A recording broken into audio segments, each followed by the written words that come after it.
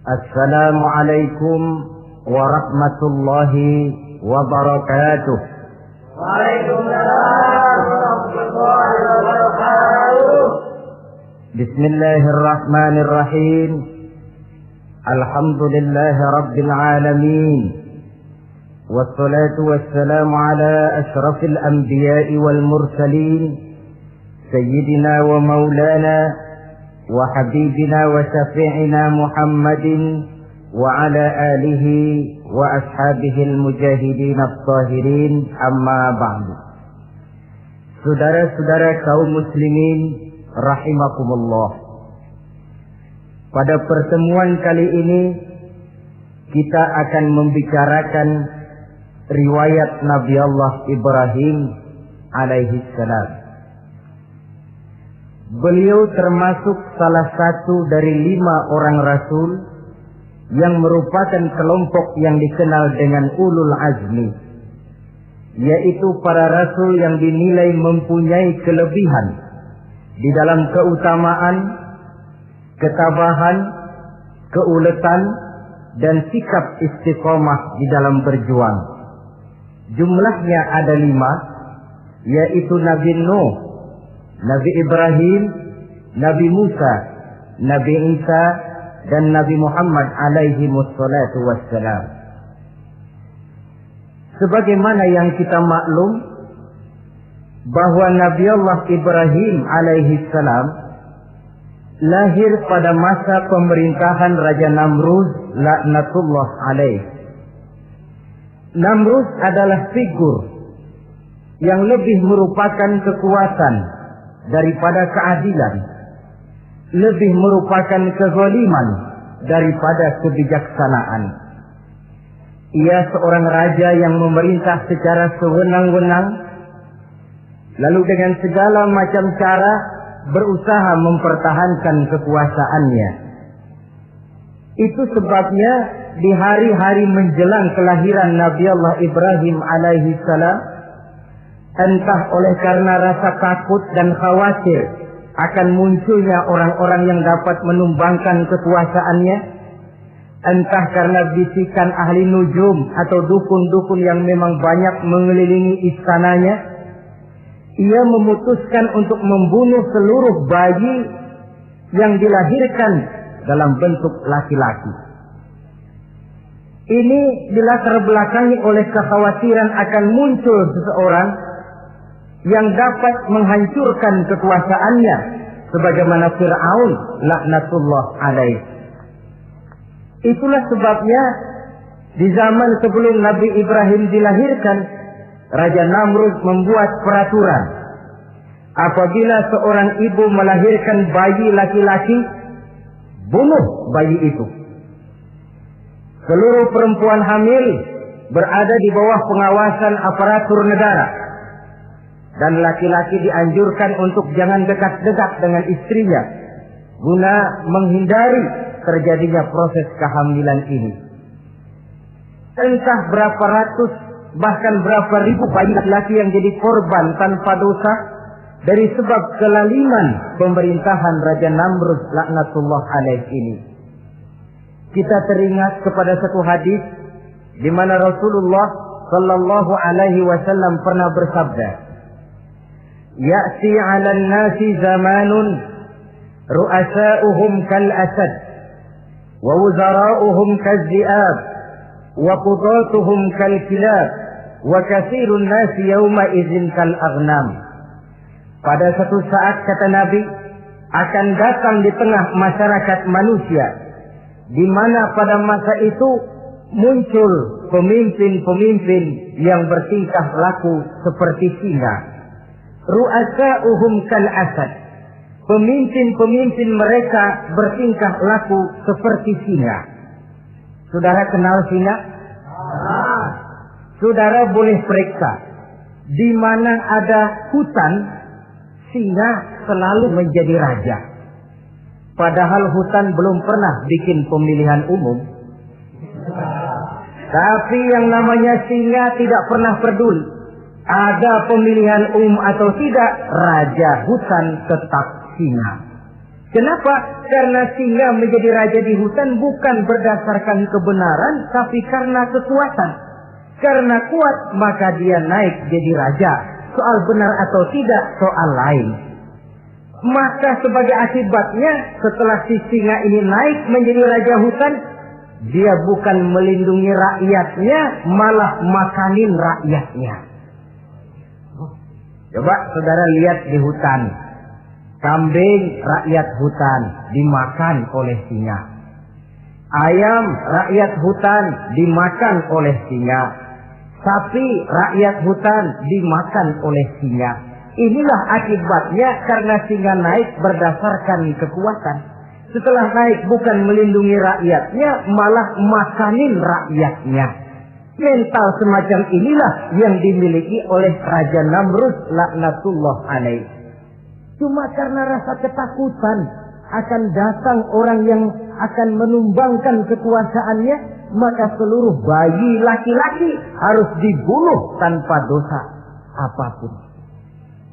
Itulah kata Nabi, akan datang di tengah masyarakat manusia muncul pemimpin-pemimpin yang mentalnya seperti singa. Nah kalau yang jadi pemimpin sudah seperti singa, wa wuzara'uhum kazzi'ab. Yang jadi wazir, yang jadi menteri kata Nabi, lagunya seperti serigala. Nyetel ini, tapi serigala. Apa serigala itu? Saudara tahu dalam dongeng anak-anak, serigala itu kan binatang yang paling licik. Untuk terang-terangan dia tidak berani karena tidak punya kekuatan seperti sang singa. Maka dia pakai ilmu kelicikannya. Serigala itu kalau ingin makan daging ayam, pakai bulu ayam. Kalau kepengen makan daging kambing, pakai bulu kambing. Pendeknya, serigala binatang yang menghalalkan segala macam cara asal tujuan tercapai. Itulah serigala. Lambang dari sifat kelicikan. Lempar batu, sembunyi tangan. Pengen makan daging ayam, pakai bulu ayam, nyaruh jadi ayam. Pengen makan daging kambing, pakai bulu kambing, nyaruh jadi kambing. Ini akibat dari yang pertama tadi. Pemimpin seperti singa, lalu menteri pun seperti serigala. Efeknya kemudian yang segera menyusul apa? Wa qudatuhum kalkilab. Kalau pemimpin sudah seperti singa, menteri sudah seperti serigala, wa qudatuhum kalkilab, akan muncullah para penegak hukum yang mentalnya seperti anjing. Inna lillahi wa inna ilaihi raji'un. Penegak hukum yang mentalnya seperti anjing itu. Anjing, saudara lihat, anjing akan setia kepada siapa saja yang memberinya daging. Kalau dia disuruh jaga rumah, dia tidak bisa membedakan mana yang maling, mana yang tamu. Biar yang datang tamu, kalau nggak bawa apa-apa, pasti digonggong. Biar yang datang maling, kalau bawa daging, anjing kalem. Pokoknya siapa yang berdaging, itulah majikan saya. Apa kata majikan saya, itulah yang saya laksanakan. Maka hilang kebenaran hukum, hancur norma-norma keadilan. Oleh karena apa? Oleh karena anjing dapat daging. Lalu dalam kondisi semacam itu, yang jadi rakyat bagaimana? Kata Nabi, wa katsirun nas yauma idzin kal aghnam. Adapun kebanyakan orang pada masa itu, lagunya sudah seperti kambing. Saudara, kambing itu binatang yang cuma menang groyokan dan tidak punya alternatif. Namanya kambing, digiring ke lapangan embe. Betul kan? Digiring ke kuali embe. Dikasih makan rumput embe. Sampai pun mau dipotong, masih embe juga. Tidak punya pilihan lain si kambing ini, tidak punya alternatif lain. Kondisi semacam inilah yang terjadi di masa pemerintahan Raja Namrud laknatullah alaih.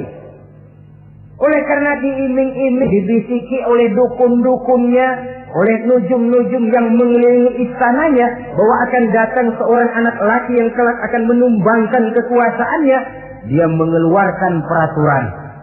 Ya, peraturan singa. Mulai saat ini diumumkan kepada seluruh rakyat, siapa-siapa perempuan melahirkan bayi laki-laki, bunuh hidup-hidup. Seluruh orang bunting di bawah pengawasan hansip negara. Dan mulai malam ini, supaya semua kaum bapak jarang-jarang tidur sama istrinya. Namanya peraturan Namrud. Tapi apa yang memang Allah kehendaki untuk terjadi, pasti terjadi. Yaitu kelahiran Nabi Allah Ibrahim alaihi salam. Pada saat beliau terlahir ke alam ini, oleh ayahnya yang bernama Azar, disembunyikan di dalam sebuah gua. Di sini bertemu antara nurani seorang bapak dan ketaatan kepada raja. Dia ingin taat kepada raja, dia mesti membunuh anaknya. Tapi sebagai bapak, dia sayang kepada anaknya, dia harus selamatkan. Dicarinya jalan tengah, maka Ibrahim disembunyikan di dalam sebuah gua dengan satu perhitungan tentunya. Lu mati, ya nggak apa-apa, lu hidup ya syukur. Sebab ini pertimbangan dia akan bikin susah dia di masa yang akan datang. Coba anak dalam kondisi apa adanya ditaruh di dalam gua, menurut perhitungan logika mati ini. Namun apa yang terjadi? Nabi Allah Ibrahim yang sejak masa bayi diletakkan dalam gua dipelihara oleh Allah. Nah, kalau Allah yang sudah memelihara, orang mana yang sanggup mendatangkan bencana dan mudarat?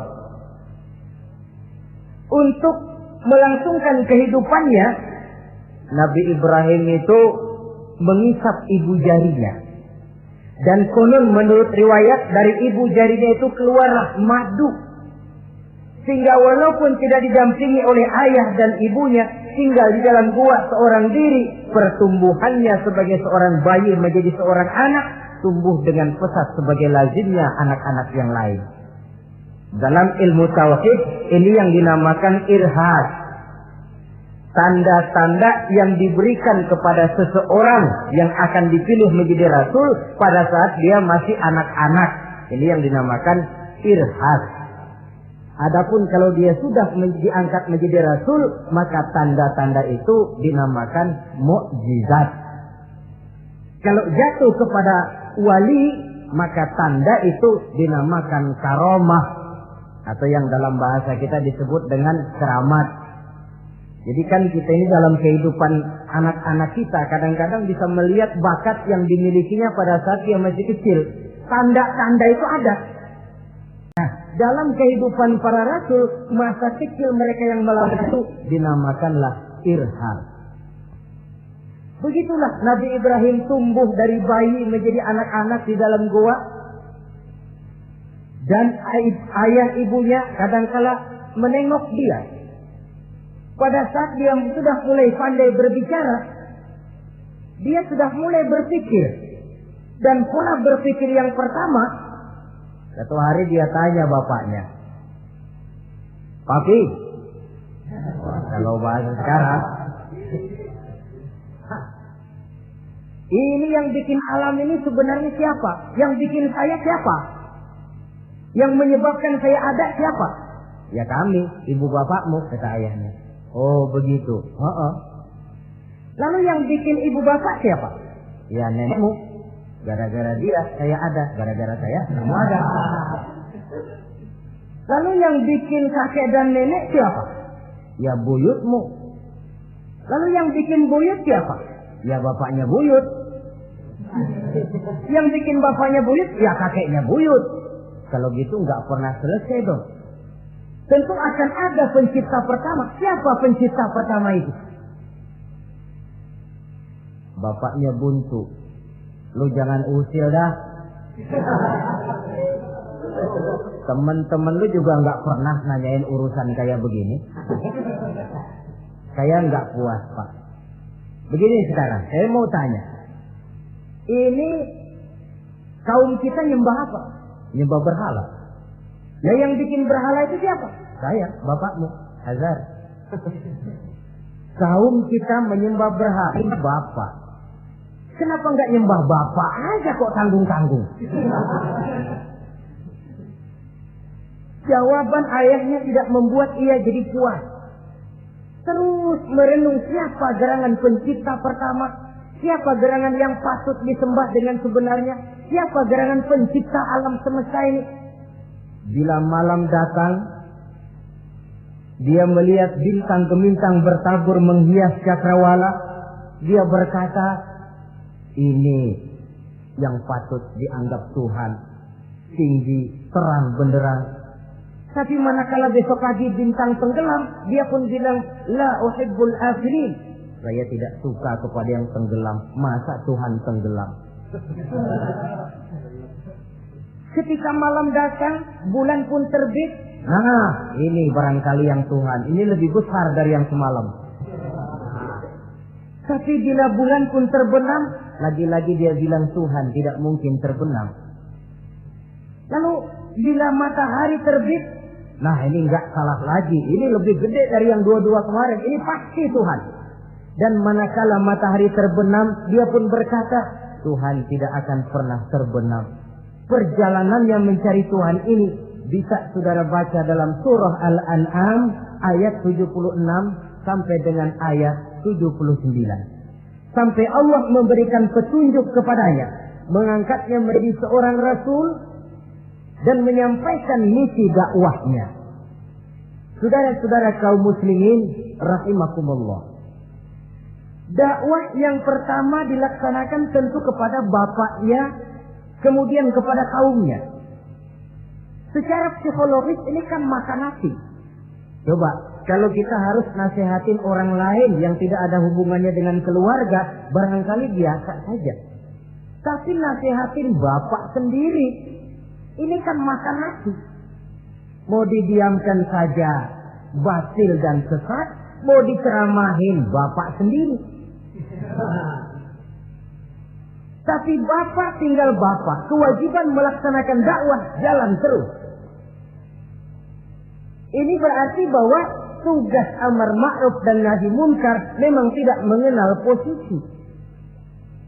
Begitulah saudara-saudara, sampai kepada satu hari Nabi Ibrahim melaksanakan dialog dengan kaumnya.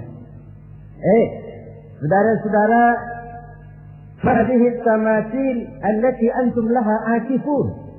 Surah Al-Anbiya ayat 51. Saudara-saudara, berhala-berhala ini yang bapak saya yang buat, inikah yang selama ini tuan-tuan sembah? Kaumnya menjawab, qalu wajadna aba'ana laha abidin. Iya, sebab nenek moyang kami, nenek moyang kita juga dulu nyembah itu. Bagaimana nenek moyang kita, begitulah kita. Jawab Nabi Ibrahim, laqad kuntum wa aba'ukum fi dhalalin mubin. Sebenarnya kamu dan nenek moyangmu sama, borongan satu gerbong sesat. Kok kamu ngikutin nenek moyang kamu? Mereka enggak berpikir, kamu enggak ikut berpikir. Mereka sesat, kamu ikut sesat. Kamu sudah hidup di satu zaman yang maju sekarang ini. Kenapa mau kembali ke zaman nenek moyang dulu? Menyembah berhala yang nyata-nyata tidak sanggup mendengar, tidak sanggup melihat, tidak sanggup memberikan manfaat mudarat. Pokoknya kalau kamu tidak tinggalkan berhala-berhala ini, suatu saat pasti akan saya sikat dan saya hancurkan. Jadi saudara-saudara, prinsip dakwah itu memang tentu harus bil hikmah wal mau'izatil hasanah, dengan bijaksana dan dengan nasihat-nasihat yang baik. Tapi kalau sudah mencegah suatu kemunkaran, kata Nabi, man ra'a minkum munkaran falyughayyirhu biyadihi. Siapa di antara kamu yang melihat suatu kemunkaran, hendaklah dia berusaha merubah dengan kekuatan tangannya. Kalau dengan tangannya dia tidak sanggup, fabilisani, hendaklah dengan lidahnya. Kalau itu pun dia tidak mampu, fabiqalbi, hendaklah dalam hatinya. Dan mencegah suatu kemungkaran dengan hati, itulah nilai iman yang terendah adanya. Nabi Ibrahim melihat bahwa watak menyembah berhala ini sudah berurat dan berakar. Kenapa? Mereka mengembalikan itu kepada kebiasaan dan tradisi nenek moyang. Sama juga di zaman kita sekarang ini. Sudah kita menegakkan tauhid, membina sebersih-bersih iman, menegakkan semulus-mulus tauhid. Ada juga kelompok orang yang mau mengembalikan kita ke zaman nenek moyang, ke zaman animis, menghidupi tradisi nenek moyang dalam hal ibadah, dalam hal ubudiyah. Tentu merupakan langkah kemunduran adanya. Dan ini bukan barang baru. Umat Nabi Ibrahim sudah memberikan contoh. Kenapa kami menyembah berhala? Sebab nenek moyang kami menyembah berhala.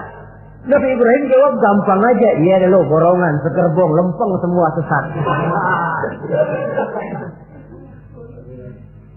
Kaum muslimin rahimakumullah. Dan bukan cuma kata, dibuktikan oleh Nabi Allah Ibrahim. Begitu Raja Namrud menurut satu riwayat bersama para tentaranya pergi berburu, Nabi Ibrahim ngintip-ngintip. Begitu Namrud keluar, beliau masuk. Kalau istilah kita, ke tempat Namrud ibadah, ke masjidnya dah. Di mana di situ tersimpan seluruh berhala yang mereka sembah, dari yang paling gede sampai yang paling kecil. Nabi Ibrahim masuk bawa kampak. Seluruh berhala-berhala yang ada di tempat itu habis dikampakin, hancur berantakan. Kecuali berhala yang paling gede, itu ditinggalin, nggak diapa-apain, dan kampaknya ditaruh di tangan berhala yang paling gede. Memang kebetulan tangannya lagi teracung begini, digantungkan kampak di situ. Nabi Ibrahim keluar. Adapun Namrud, ketika dia pulang dari perburuannya, mau melaksanakan ibadah, bukan main terkejutnya melihat Tuhannya berantakan.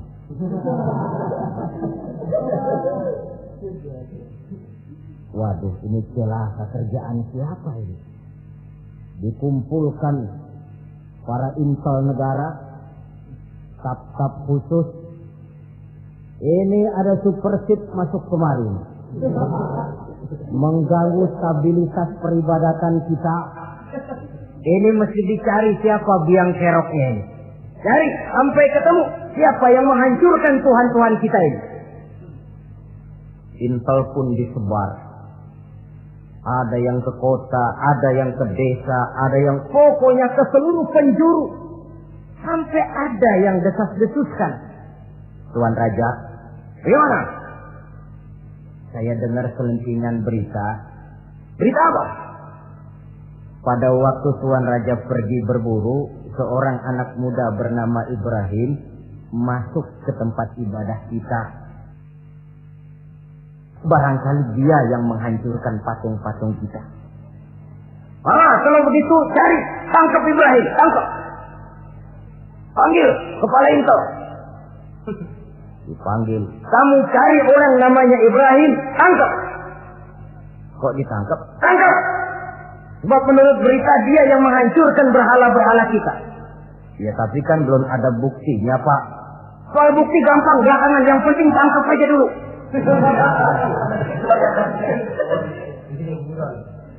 Ini supersip ini. Saudara-saudara, dicarilah Nabi Allah Ibrahim, ketemu, dihadapkan kepada Raja Namrud, disidang di pengadilan terbuka, disaksikan orang banyak, dibuka oleh Raja Namrud. Sidang luar biasa dalam rangka memeriksa dan mengadili tertuduh Ibrahim. Dengan ini kami nyatakan dibuka untuk umum. Terdakwa supaya dibawa ke dalam ruangan sidang. Dihadapkan Nabi Ibrahim. Nama Ibrahim. Orang tua. Tuduhan menghancurkan berhala. Hadza bi alihatina ya Ibrahim. Hai Ibrahim, benarkah kamu yang menghancurkan Tuhan-Tuhan kami? Ah, siapa bilang? Ada berita yang sampai kepada kami. Ketika kami keluar, kau masuk ke tempat kami ibadah. Ngaku aja dan aku. Daripada urusan jadi panjang, mendingan ngaku aja dah. Kata Nabi Ibrahim, enggak. Bal fa'aluhu kabiruhum hadza. Yang menghancurkan berhala-berhala Tuhan, berhala yang paling besar ini. Yang paling besar ini. Besarnya nunjuk ke patung, ininya nunjuk ke dirinya. Kabiruhum kepada berhala, hadza kepada dirinya sendiri. Wah, enggak, kata Nabi Ibrahim. Setahu saya enggak semua berhala hancur. Saya dengar yang paling gede enggak apa-apa. Ya. Dan ada kampak di tangannya. Kali yang gede tuh iseng. Jadi yang kecil-kecil ini dikampakin semua sama yang gede. Buktinya kampak masih ada di tangannya, kok tanya aja dia. Kata Namrud, Ibrahim, kamu sudah gila apa? Kenapa? Masa kayak disuruh nyembah berhala, disuruh nanya berhala? Jadi nggak bisa jawab dia? Nggak bisa jawab. Nah kalau nggak bisa jawab, kenapa disembah? Yang gila saya apa sampean?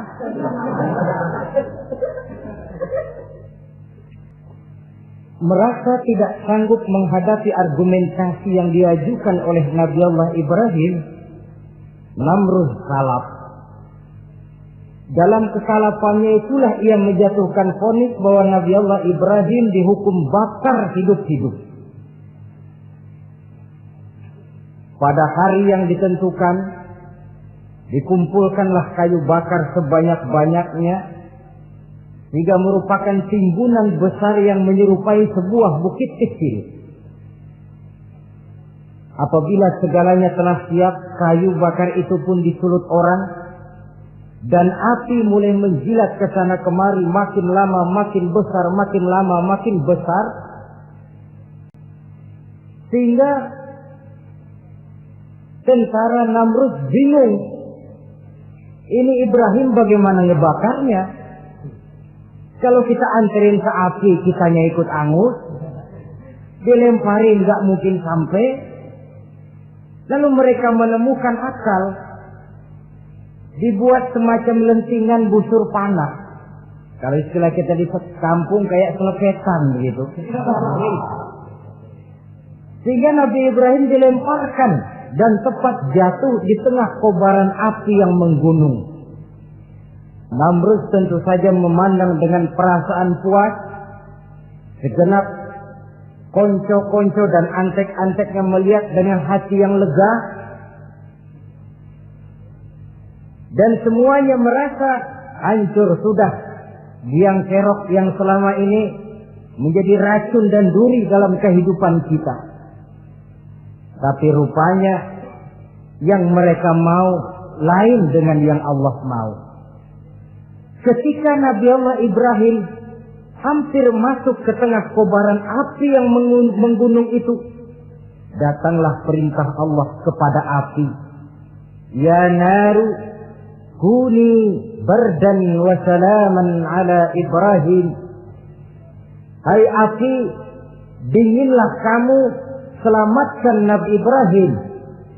Api ini tunduk kepada perintah Allah. Ia pun dingin. Sehingga Nabi Ibrahim di tengah kobaran api yang menggunung, seujung rambut pun tidak terbakar, malah kedinginan di tengah kobaran api. Lalu api ini dari besar, makin lama makin kecil, makin lama makin kecil, akhirnya padam. Yang ada tinggal tumpukan arang dan debu.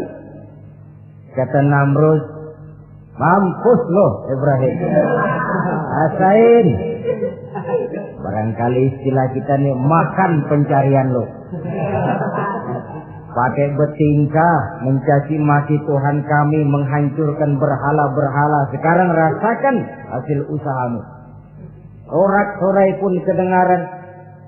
Begitu lagi sorak-sorak dari tumpukan abu dan arang itu gerak-gerak.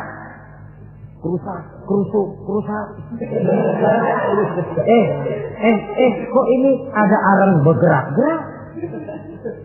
Rupanya dilihat-lihat, makin lama makin nyata. Nabi Ibrahim keluar dari tumpukan arang dalam keadaan utuh, tidak kurang satu apapun.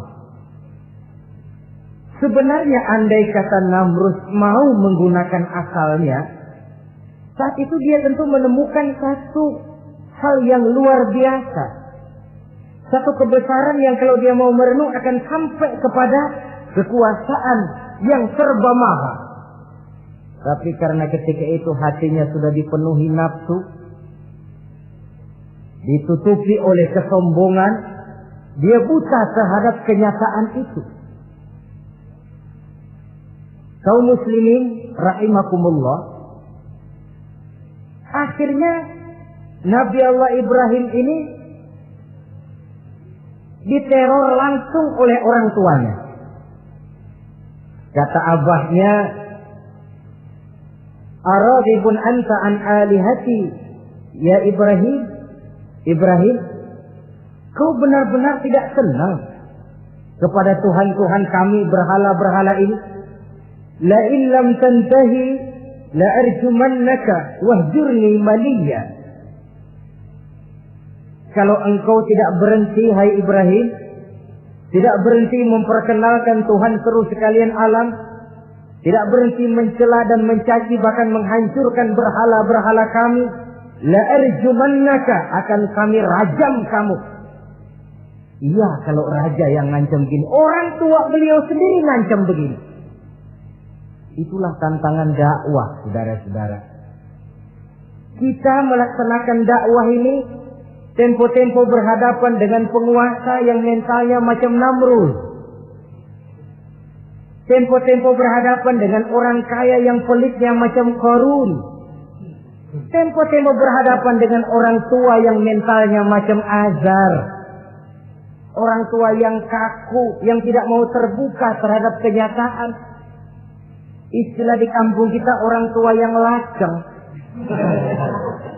Tahu laceng? Udah salah kenceng. Sulit benar menerima pembaruan yang membawa umat kepada masalah-masalah yang memang nyata lebih baiknya. Itulah tantangan di dalam melaksanakan tugas dakwah, dan ini dihadapi oleh Nabi Allah Ibrahim. Ayahnya terakhir memberikan tekanan, kalau kau tetap melaksanakan misimu, tidak engkau mau berhenti dari tugas dakwah ini, awas Ibrahim, la arjumannaka, akan aku rajam, akan kami lontari kau dengan batu, wahjurni maliya, pergi kamu dari sini. Ya Allah, diputuskan hubungan. Kalau memang engkau berkeras dengan tugas dakwahmu, persilakan Ibrahim, keluar, pergi saja dari sini. Diusir oleh orang tuanya sendiri. Inilah hidayah, saudara-saudara. Oleh sebab itu, tugas utama kita kaum muslimin sebenarnya bukan mengislamkan orang, tapi menyampaikan Islam. Tugas kita ialah menyampaikan Islam, bukan mengislamkan orang. Sebab orang mau Islam atau tidak, itu urusan hidayah dari Allah. Jangankan kita, Nabi Ibrahim tidak sanggup mentauhidkan ayahnya Azar. Nabi Nuh tidak bisa mengislamkan putranya Kan'an. Bahkan Nabi kita Muhammad sallallahu alaihi wasallam pun tidak bisa memberikan hidayah kepada Abu Jahal dan Abu Lahab. Paman Nabi, orang tua Nabi, anak Nabi, istri Nabi sekalipun, hidayah tidak diberikan kepada mereka. Mereka tidak terpanggil mengikuti kebenaran. Kalau sudah kenyataan ini yang kita temui, kembalilah kepada konsep Quran. Allahumma inni qad ballaghtu, wahai Allah, seruanmu sudah saya sampaikan, dakwahmu sudah saya canangkan. Ajakan kepada tauhid sudah saya sampaikan. Allahumma inni qad ballaghtu. Sudah saya sampaikan ya Allah. Perkara mereka tidak mau ikut, itu karena semata-mata hidayah berada di tangan-Mu ya Allah. Kalau kemarin landasan dakwah kita, insya Allah tugas dakwah kita berkelangsungan. Kalau tidak, makan hati. Kita pikirin, ya orang gua ajak benar-benar nggak mau. Ya, dipikirin. Saya ajak ngaji, malah dikasih mati. Saya ajak yang baik, malah saya dicemoohkan. Kok begini dakwah? Akhirnya dipikirin, sakit, jantungan. Sudah orang nggak kena kita ajak beriman, kita sendiri makan ke dalam. Itulah Quran meletakkan konsep dasar, sampaikan dakwah dengan baik, bil hikmah wal mau'izatil hasanah wajadilhum billati hiya ahsan. Kalau ternyata metode sudah baik tapi orang tidak juga mau beriman, tanamkan dalam hati, Allahumma inni qad ballaghtu. Ya Allah, tugas saya cuma sekedar menyampaikan. Perkara mereka tidak mau, saya sudah menyampaikan ya Allah, terserah hidayah-Mu. Kelapangan jiwa akan kita temui di sana. Entah berhadapan dengan penguasa yang punya mental kayak Namrud, bertingkah laku sewenang-wenang, aji mumpung, mentang-mentang kuasa lalu saenake dhewe. Menghitamkan yang putih, memutihkan yang hitam menurut seleranya saja. Entah berhadapan dengan orang kaya yang punya mental seperti Qarun, makin kaya tapi makin bakhil, atau berhadapan dengan orang-orang tua yang punya tingkah laku seperti Azar. Diperlukan sikap lapang dada untuk menyampaikan risalah Islam ini. Terhadap reaksi keras dari abahnya ini apa? Kata Nabi Ibrahim. Surah Maryam ayat 47 menjelaskan, Salamun alaika sa'astaghfiru laka rabbi innahu kana bi hafiyya wa a'tazilukum wa ma ta'buduna min dunillah. Kalau memang begitu Abah, salamun alaika. Oke Abah, selamat jalan. Marilah kita tempuh jalan kita masing-masing. Saya memang anak Bapak, tapi tauhid adalah prinsip. Allah Tuhan saya. Ini prinsip. Kalau Bapak tidak mau mengikuti seruan saya, padahal saya sayang kepada Bapak, saya cinta kepada Bapak, saya tidak ingin Bapak bersekutu dengan setan, saya tidak ingin Bapak menemani setan di dalam neraka, saya ingin menyelamatkan Bapak. Tapi ini rupanya vonis Bapak. Hendak merajam saya, mengusir saya dari sini. Oke, Bapak. Salamun alaika. Selamat jalan. Sa'astaghfirullah. Saya akan memohon ampun kepada Allah untuk Bapak. Memohon ampun. Jadi walaupun dalam Islam kita berbeda akidah dengan orang tua, tetapi kewajiban untuk berbakti tidak menjadi putus karenanya. Dalam surah Luqman dijelaskan, apabila kedua orang tuamu memaksamu untuk menyekutukan Allah, jangan taati. Tetapi sungguh pun demikian, wa sahibhuma fid dunya ma'rufa. Tetaplah engkau pergauli keduanya di dunia ini secara baik. Toleransi yang besar ditunjukkan oleh Islam. Dan lebih besar lagi dilaksanakan oleh Nabi Allah Ibrahim. Sungguh pun Bapak sudah mengusir saya, menolak mentah-mentah ajaran tauhid, tetap juga menyembah berhala, tetap juga bersekutu dengan setan. Saya akan memohonkan ampun kepada Allah untuk Bapak. Wa atazilukum. Saya akan menjauhkan diri dari apa yang Bapak sembah, dari apa yang kaum kita sembah selain daripada Allah. Bapak menyembah berhala, kaum kita ini menyembah berhala. Wa a'tazilukum. Saya akan menyingkir dari semua itu. Selamat jalan Abah. Istilah kita goodbye my dear. Ini jalan yang membedakan saya dengan Abah. Jalan tauhid dan jalan syirik. Di sini kita harus berpisah. Walaupun dengan berat hati, kita berpisah. Jadi keluarga dan akidah punya garis yang jelas. Umumnya, ya walaupun baik tapi memang harus ditingkatkan. Umumnya kita ini kan mayoritas merasa sebagai muslim karena keturunan. Kenapa kamu Islam? Bapak saya Islam, nenek saya Islam, saya Islam. Baiklah, itu pun baik. Pada mulanya memang harus begitu. Tapi lambat laun kita tentu harus merasakan bahwa keberadaan kita dalam Islam tidak cukup cuma karena faktor keturunan. Dengan kata lain, kita harus memperbaiki kualitas keislaman kita. Inilah proyek utama kita sekarang, mengislamkan orang Islam. Saudara-saudara kaum muslimin rahimakumullah. Maka Nabi Ibrahim pun meninggalkan orang tuanya, meninggalkan kaumnya, uzlah, hijrah ke tempat Baitul Maqdis, daerah di Palestina sekarang ini. Sejarah kehidupan Rasul umumnya memiliki kemiripan. Rata-rata ditentang oleh kaumnya sendiri dan sebagian besar lalu hijrah. Itu barangkali memang resiko dari satu perjuangan. Nah, begitu tantangan yang dihadapinya dalam melaksanakan dakwah. Lalu cobaan-cobaan yang diberikan Allah kepada Nabi Ibrahim pun luar biasa. Pantas kalau beliau itu masuk ulul azmi dan mendapat titel Khalilullah. Nabi Ibrahim titelnya Khalilullah. Orang yang mencintai dan dicintai Allah. Khalilullah. Ini terbukti dari cobaan-cobaan yang dihadapinya.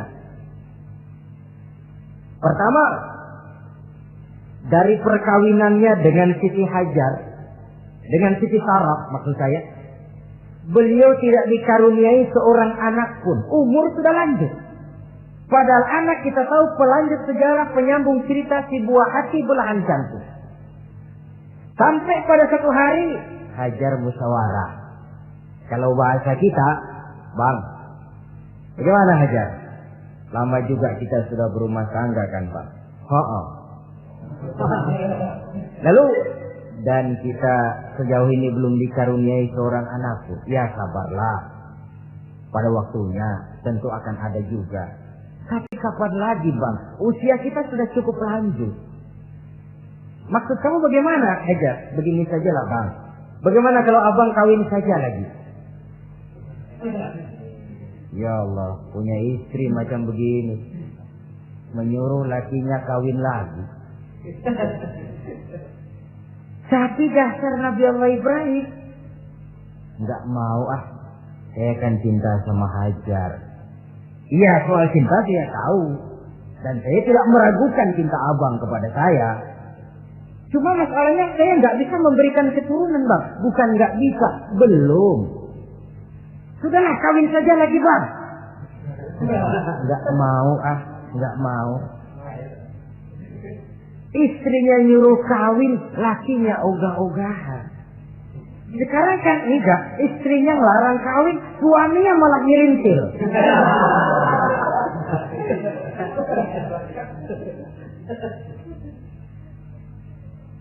Sampai ketika didesak kata Ibrahim, ya kalau itu yang Sarah Hajar mau, biarlah, jadilah. Saya mau kawin lagi dengan syarat kau yang mencarikan istri untuk saya itu.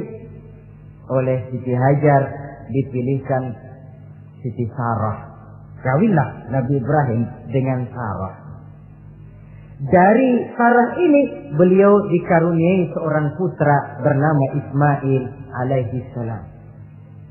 Nah, cobaan datang untuk menguji Khalilullah ini. Hai Ibrahim, kau cinta kepadaku, kata Allah, seolah-olah setelah kau punya anak, masuk rasa cinta anak ke dalam hatimu. Allah mau buktikan mana cintamu yang lebih besar, kepada anakmu atau kepada aku, kata Allah. Maka turun perintah untuk menyembelih anaknya sendiri.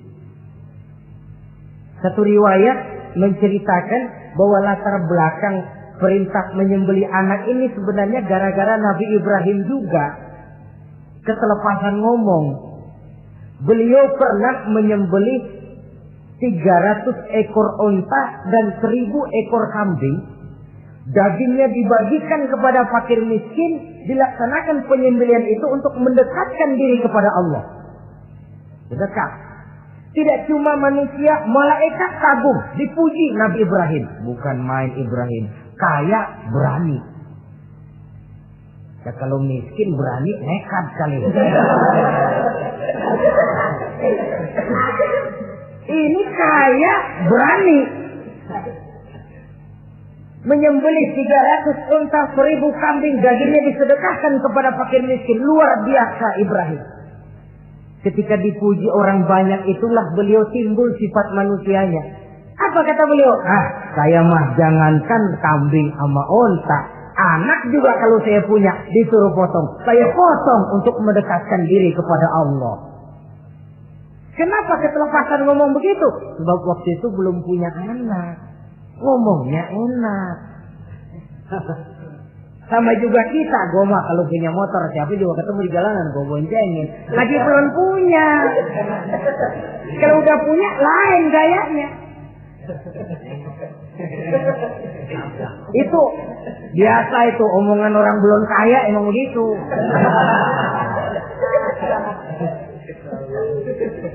Saudara-saudara, sehingga omongan yang beliau sudah lupa bertahun-tahun bahkan puluhan tahun ini. Begitulah ketika sudah punya anak Ismail, falamma balagha ma'ahu sa'ya, ketika Ismail sedang lucu-lucunya dalam tidurnya mimpi turun perintah, ya Ibrahim uffi binuzrika. Hai Ibrahim, bayar nazarmu. Nazar? Iya. Apa nazar? Dulu pernah ngomong apa, ingat enggak? Jangankan cuma kambing, unta, anak pun kalau punya disuruh potong, saya potong. Jadi anggap nazar. Bayar nazarmu, potong anakmu. Dipikirin siangnya, semalam itu benar-benar perintah Allah apa cuma ngimpi? Kalau ngimpi kok jelas amat. Kalau perintah Allah kok kelewatan amat. Pakai anak disuruh potong, emang gak ada yang lain apa? 3 malam berturut-turut mimpi sampai beliau yakin ini memang benar perintah Allah. Dan dilaksanakan dengan berat hati. Pagi-paginya bilang kepada Siti Sarah, Sarah, Ismail mandikan, berikan pakaian yang baik, saya mau bawa pergi dia. Kemana bang? Pokoknya mau saya bawa. Berangkatlah anak beranak ini menuju salah satu bukit di daerah Mina. Ketika duanya sudah mau berangkat, iblis sibuk bukan main. Ini cobaan loh. Orang kalau mau ibadah, iblis paling gatal. Segala macam cara mereka lakukan agar orang jangan ibadah. Ini Ibrahim mau membuktikan cintanya kepada Allah. Ya Allah, lihatlah. Walaupun saya sudah punya anak, cinta saya kepadamu lebih besar ya Allah. Walaupun perintah ini menyembelih leher anak sendiri, saya potong karena melaksanakan perintahmu. Iblis ribut. Mula-mula dia bisikin Nabi Ibrahim. Hei Ibrahim, kau lihat anakmu di belakang itu. Kecil, lucu-lucunya. Masa anak begitu mau dipotong? Tega kamu Ibrahim. Ini perintah Allah. Gak ada urusan sama ente. Iya. Kata iblis, waduh mantap juga nih. Kalau suaminya gagal, istrinya kali. Biasanya perempuan perasaannya lebih tinggi daripada pikirannya. Ini Siti Saroh barangkali, kalau Siti Hajar barangkali, kalau saya perdayai bisa terpedaya. Hajar, ya. Kamu tahu anakmu Ismail mau dibawa kemana? Saya tidak tahu. Mau dipotong oleh suamimu Ibrahim. Mau dipotong. Dipotong. Kok bisa begitu? Iya, katanya ini perintah Allah. Iblis, kalau memang ini perintah Allah, jangankan cuma anak saya Ismail, saya juga ibunya mau ikut dipotong. Wah, kata iblis nih gilaan lagi dari laki. Saya kira karena perempuan bisa barangkali dilemahkan semangatnya. Ya saya tidak. Ismail nih masih kecil kali ini, gampang dikelecehin. Ismail, Kau mau dipotong oleh ayahmu. Dipotong. Kok bisa begitu? Katanya perintah Allah. Kalau memang ini perintah Allah, saya siap. Iblis mau ngomong lagi, Nabi Ismail ngambil batu disambitin iblis. Izhab ya la'in, pergi, laknat, terkutuk kamu. Nyambitinnya itu sampai sekarang jadi ikutan dalam salah satu pelaksanaan ibadah haji yang disebut zumrah, melontar. Itu simbol permusuhan abadi antara manusia dengan iblis. Jadi kalau ada orang mau berbuat baik, iblis itu datang dari 3 penjuru. Dari bapak, dari anak, dari istri. Kadang-kadang bapaknya nggak kena, istrinya dibujukin. Laki lu no sok loyar menyumbang masjid. Jangan kasih duit, simpan aja baik-baik. Istri nggak kena, anak. Segala macam cara iblis berusaha.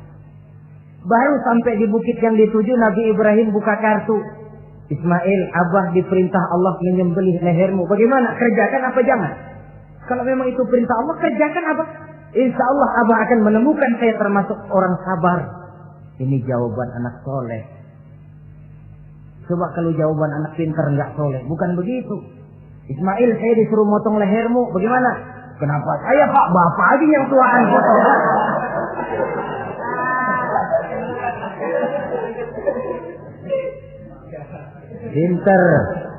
Pinter, tapi nggak soleh ya begitu itu, minteri jadinya.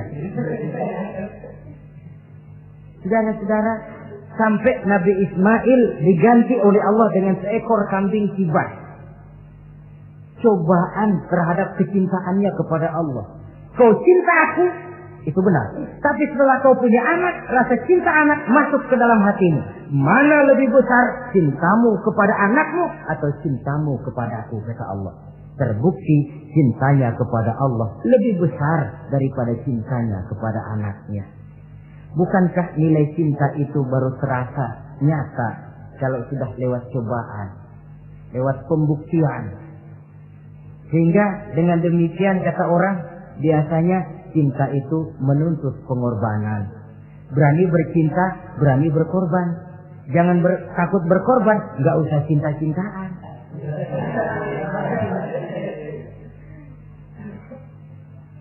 Saudara-saudara, sebab kalau orang sudah berbuat untuk sesuatu yang dicintainya, sangat boleh jadi si lemah akan jadi kuat, yang jauh jadi terasa dekat, yang takut jadi berani. Kalau orang sudah melakukan sesuatu untuk yang dicintainya. Seorang bapak karena cintanya kepada anaknya, dia rela pergi pagi pulang sore, peras keringat banting tulang supaya hari depan anaknya lebih baik daripada dia. Seorang suami yang cinta kepada istrinya, tidak soal dia kepanasan dan kehujanan, mencari yang sulit-sulit yang diinginkan oleh istrinya. Contoh paling dekat saja, kalau istrinya sedang mengidam, dia tengah malam buta minta mangga dan gak musim mangga, rusak-rusuk suaminya cari mangga. Cinta memang membuat yang jauh jadi terasa dekat. Lalu cobaan lain ketika turun perintah melaksanakan khitan. Umur beliau menurut riwayat Abi Daud sudah umur 80 tahun.